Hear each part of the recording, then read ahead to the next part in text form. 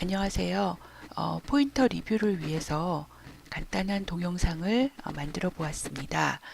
포인터 공부에 도움이 되었으면 합니다. 오늘은 포인터의 기본 개념과 활용에 대해서 살펴보겠습니다. 우리가 포인터란 무엇인가 라고 했을 때 주소를 값으로 가지는 변수다 이렇게 정의할 수가 있죠. 그러면 여기서 우리가 주소란 무엇인가 라는 걸 한번 살펴보겠습니다. 주소란 메모리상의 변수가, 즉 주소는 아무 주소나 되는 게 아니고요. 내가 가진 변수의 주소만 우리가 다룰 수가 있습니다. 그랬을 때 변수가 할당된 위치를 번지수로 돌려준 것을 우리가 주소라고 한다 이렇게 얘기할 수가 있습니다.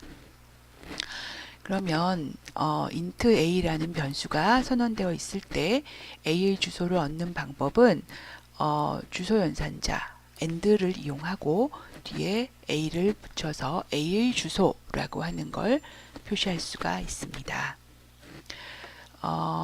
그 다음에 그런 어떤 그 주소를 가질 포인터 변수를 우리가 선언해야겠죠. 이것도 변수니까. 그러면 그때 우리는 선언을 어떻게 하냐 하면 어떤 타입의 변수의 주소를 가질 IP 이렇게 선언하게 됩니다. 즉 포인터 변수는 타입을 지정해야만 된다라고 하는 걸 알 수가 있죠. 그래서 우리가 IP에는 int로 선언된 변수의 주소만 들어갈 수 있다라는 약속을 하게 됩니다. 그 다음에 우리가 포인터의 주소를 저장하는 방법은 변수의 주소를 꺼내서 그 포인터에 지정하는 방법이 있겠죠. 그래서 우리가 이제 그 IP가 A의 주소를 가지고 있다라고 했을 때 우리는 star IP라고 하게 되면 이거는 A하고 다름없는 역할을 하게 됩니다. 즉 이 자리에 A가 있는 거나 똑같다라는 거죠. 그래서 IP가 A의 주소를 가지고 있는데 그 주소에 있는 변수에 50을 넣어라. 즉 A를 50으로 바꾸어라. 이런 뜻이 되는 거죠. 그러면 이번에는 여기도 또 A가 주소를 넣어줘야겠죠. 우리가 포인터 변수는 사용하기 전에 반드시 주소로 초기화가 되어야 합니다. 쓰레기 값을 가진 상태로 내가 IP의 주소를 접근하려고 하면 IP가 가진 값을 접근하려고 하면 프로그램이 거의 종료하게 되는 거죠. 그래서 IP2라고 하는 또 다른 포인터 변수를 선언하고 거기에 IP를 넣어라. 즉 이렇게 되면 우리가 어딘가에 A라고 하는 변수가 있을 텐데요. IP도 A를 가리키고 IP2도 A를 가리켜라. 이런 의미가 되는 거죠. 그래서 두 개의 포인터 변수가 같은 주소를 가리키게 된다. 이렇게 볼 수 있겠습니다. 그 다음에 역시나 그 IP가 A의 주소를 가지고 있을 때 우리가 star IP라고 써주게 되면 이것은 A에다가 3을 더한 다음에 그 값을 B에 넣어라. 즉 B에 53이 들어가는 효과가 나오게 되겠죠. 그래서 지금 A에는 우리가 그 50이 들어있겠죠. star IP를 이용해서 50을 했다라고 가정을 하면 A에는 50이 들어있을 것이고 B에는 원래 100이 들어있었는데 이것이 53으로 바뀔 것이다. 이렇게 볼 수가 있겠습니다.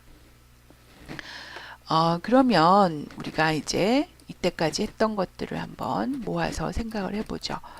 A의 주소를 IP가 가지고 있고 그 다음에 IP2도 IP 값을 가지니까 지금 현재 A는 10이고 B는 100인데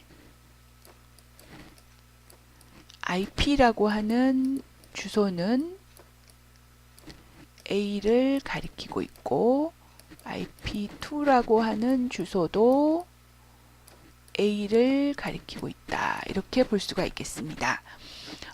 그 상태에서 이제 우리가 IP 여기까지 간 거고요. IP에 50을 넣어라 라고 하면 IP가 가리키는 곳에 50을 넣어라. 그러면 이거를 50으로 바꿔라. 이런 의미가 될 것이고요. 그리고 B의 값을 IP가 가리키는 곳의 값에다 3을 더해라 하니까 이게 이제 53으로 바뀔 겁니다.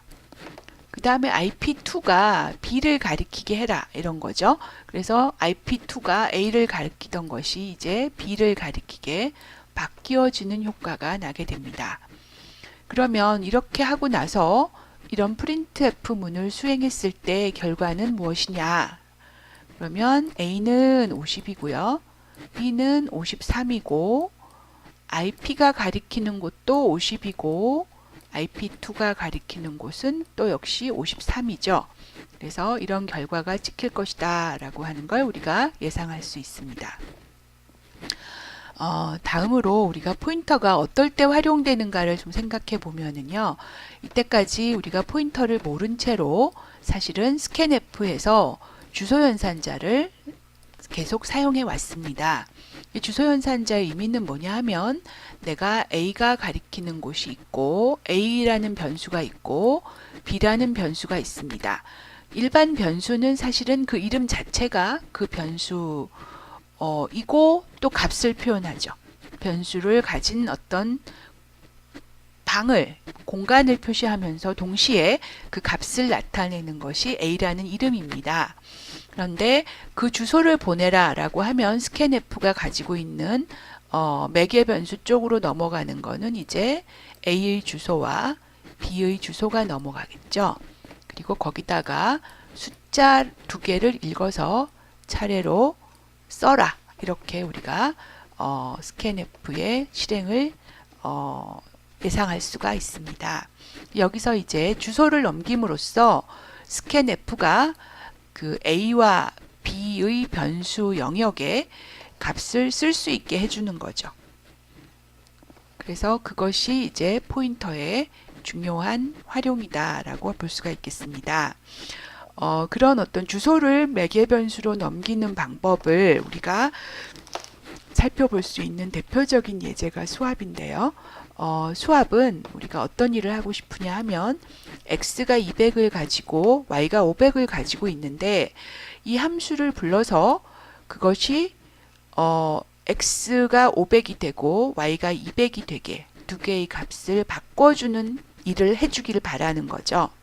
그래서 xy를 찍었을 때 500, 200 이렇게 찍힐 수 있기를 우리는 바라는 건데 과연 그렇게 될까 한번 생각을 해보겠습니다. 수압함수를 우리가 이런 식으로 작성을 했다면 얘가 하는 일은 이제 A하고 B의 값을 바꾸는 거죠. 그러면 함수 호출이 일어나는 시점에서 우리가 어떤 일이 일어나는가를 한번 생각해 보겠습니다. 이 영역은 수압의 영역입니다. 그래서 수압의 영역을 우리가 스택이라고 하죠.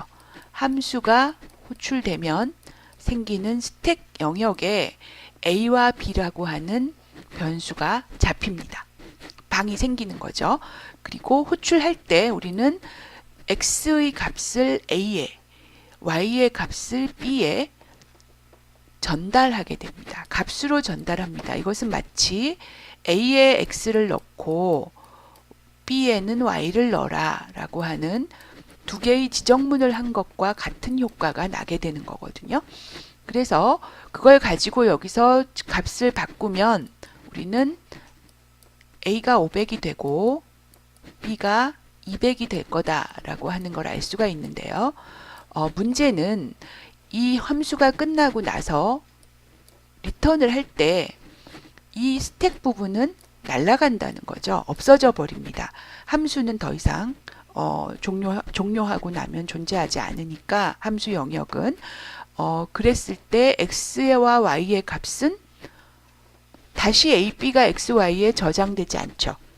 x와 y의 값은 변동 없이 그냥 남아있고 그러므로 우리는 500, 200을 출력하는 것이 아니라 200, 500을 출력할 것이다 라는 걸 예상할 수 있습니다. 그럼 어떻게 해야 이 두 개의 변수의 값을 바꿀 수 있을까요? 즉 x와 y의 값을 바꿔줘야 되는데 그걸 위해서는 우리는 포인터 변수를 사용해야만 합니다. 그래서 수압이 포인터를 받아서, 즉 주소를 받는 거죠. x의 주소와 y의 주소를 받은 다음에 그거를 스타를 붙여서 그 주소가 가리키는 곳에 값을 접근해라. 여기가 p여야 되는데 제가 또 잘못했네요. 그죠? 그래서 AP와 BP의 주소를 이용해서 그곳에 있는 값을 바꿔라. 이렇게 우리가 코드를 만들어 줘야 수압을 호출한 후에 XY가 500, 200으로 찍힐 것이다 라고 하는 걸 알 수가 있습니다. 그리고 호출할 때도 역시 우리가 주소를 보내줘야 되겠죠. 그래서 주소를 가져가서 그 주소에 있는 값을 바꾸는 함수는 호출한 후에도 우리가 그 결과를 바뀐 결과를 볼 수가 있다. 이렇게 볼 수가 있겠습니다. 기본적으로 우리가 함수가 하는 일은 500, 200을 줄 테니까 네가 뭘 해봐. 그리고 그 결과를 나에게 알려줘. 이런 것이 이제 함수라고 할 수가 있죠. 그래서 리턴 값이 보이드면 사실은 우리는 그 함수가 값을 변경했던 매개 변수의 값을 변경한 결과는 돌려받지 못합니다. 그런데 여기처럼 포인터를 이용해서 주소를 전달하게 되면 내가 사용하는 이 변수 값을 네가 좀 바꿔 라고 변수의 주소를 전달한 거다 라고 보시면 되겠습니다.